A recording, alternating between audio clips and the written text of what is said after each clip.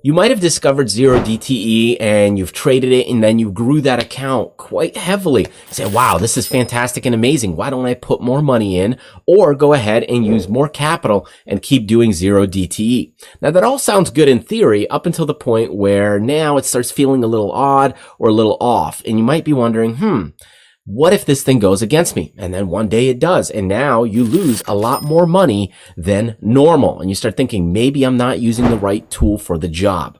You see, there's a lot of different types of trades out there. We could do zero DT all the way to doing something like LEAPS, shorter duration, all the way to very long duration. And sometimes the right tool for the job is not what you think because it's about matching up the account for the size that it is to the strategy and the tool that you're using. Now, this isn't a zero DTE versus LEAPS debate because there's going to be a lot of comments in the bottom saying, hey, there's zero DTE is way better because of X, Y, and Z, or LEAPS are better because of this and that. That's not what this video is about. It's really about to get you to understand that it's about matching up your account specifically to the tool available or the right tool for the job that it needs to do. Take, for example, this adapter or power converter. You might be saying, hey, this is the right one. This is the one you should be using. But for other people, it's going to be this one. The fact is every YouTube video out there is going to make it in terms of competition. Zero DT is better because of this and LEAPS are better because of that. And in fact, there's more YouTube videos, mine included, making more zero DT content because that's what people are searching for.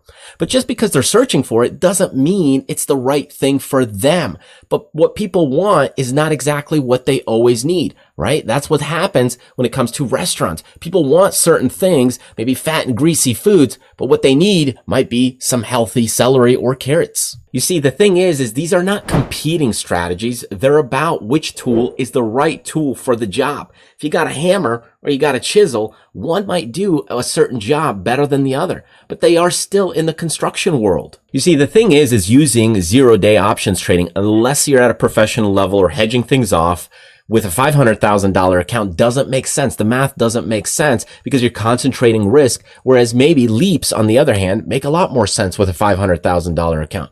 For zero DTE, when you got $30,000, of course, it can make sense because you have faster rotation. You have a faster account growth. You can focus in on those positions much more. When you got $10 million, you're going to have to scatter those positions all over the place, and you just can't concentrate everything on a zero DTE trades. Again, of course, if you're hedging things off, that's a different story.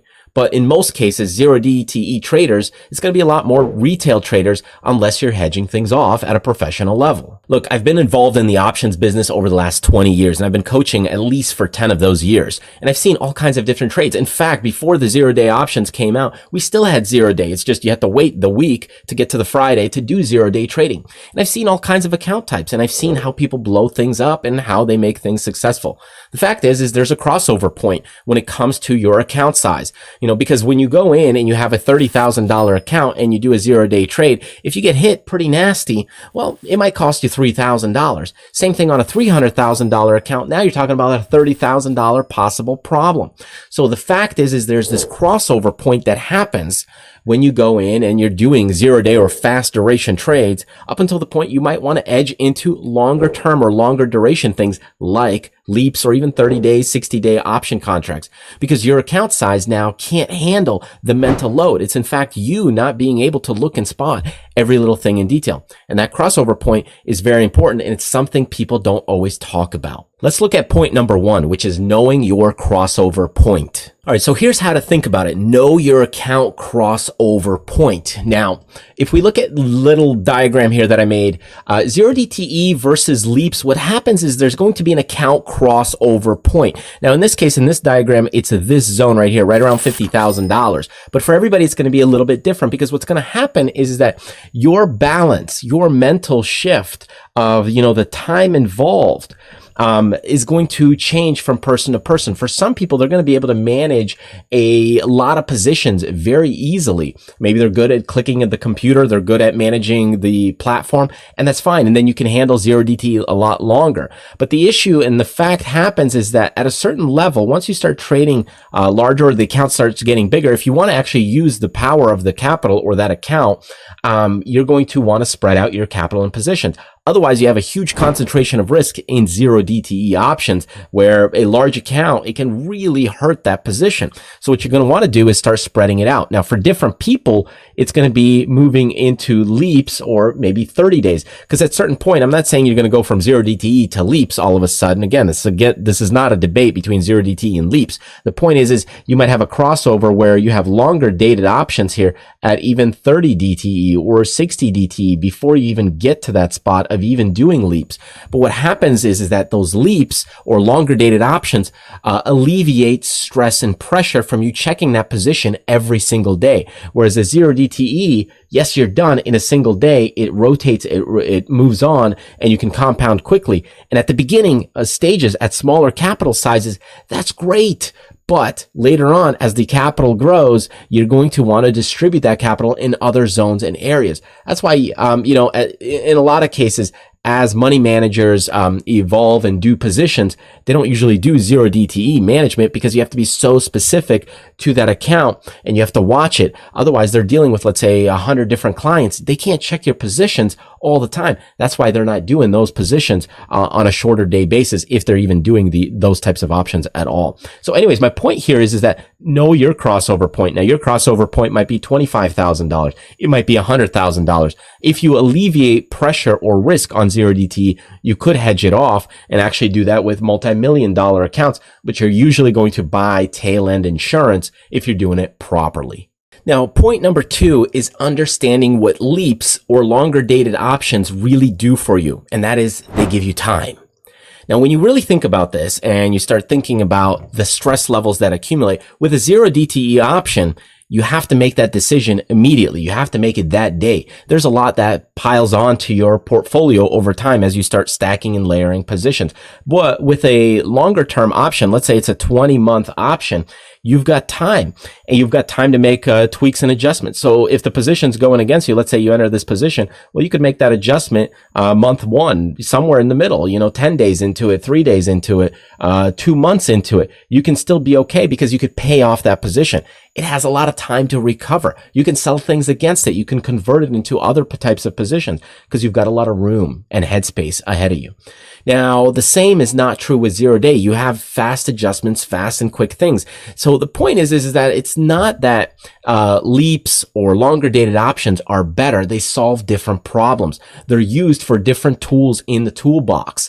With zero day, yes, you can compound faster, but you don't have the freedom of time, if something goes against you on a Tuesday afternoon, to making those quick corrections and fixes. Whereas when it comes to a LEAP, yes, it costs more up front. You're probably going to have more capital if you put it on, but you have a lot more room to tweak and adjust and modify those positions if things go wrong, sour, you have room to recover.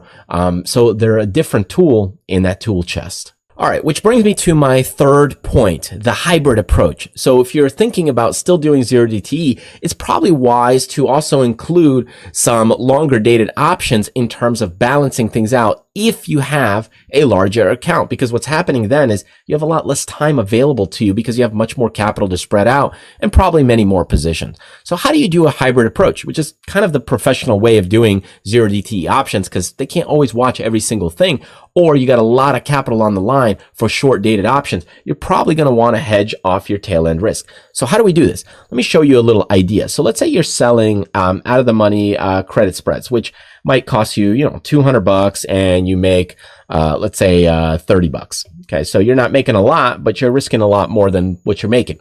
And you're selling a bunch of these kinds of option contracts time and time again. And, these are 0-day options. So they move very quick against you if they move. So this is all fine and dandy, but what if you start layering more and more positions? Well, now you might be risking 2,000 to make 300, and that starts to ramp up because if you do get a hit down in this level, you might not lose the full 2,000 because you'll say, hey, I got to stop. But you still might lose maybe $800, which could take a big hit to your account size and depending on that account size. So what do you do? Well, when you have these 0-day options and you're selling premium against them, what you can do is go out to about a 16 DTE. maybe a 20 DTE. So you're going out a little bit further out in time. What you're going to do is you'll buy, you could buy verticals against it that are out of the money over on this end. So now you've got these 16 DTE options that are layering on top of that. So what's happening then is when you have these option contracts, you've got plenty of time to hedge those off. Now they might cost you a little bit of money, but let's say they cost you $400. Well, if you're pooling in time and time again, let's say $100 and $100 and $100, it only takes a few cycles to pay off that insurance. And if that insurance doesn't do its job, yeah, you do lose the money, the 400, maybe you lose 200 if you get out a little bit earlier, but it's there to protect your 0-day options. Now, it's not going to be a full insurance where you're going to fully hedge yourself off, but that way, when the market sells off, if you go down, instead of losing, let's say $1,000, you might only lose $200 on that sell-off, because then the hedge over here will make you back some of that income or money.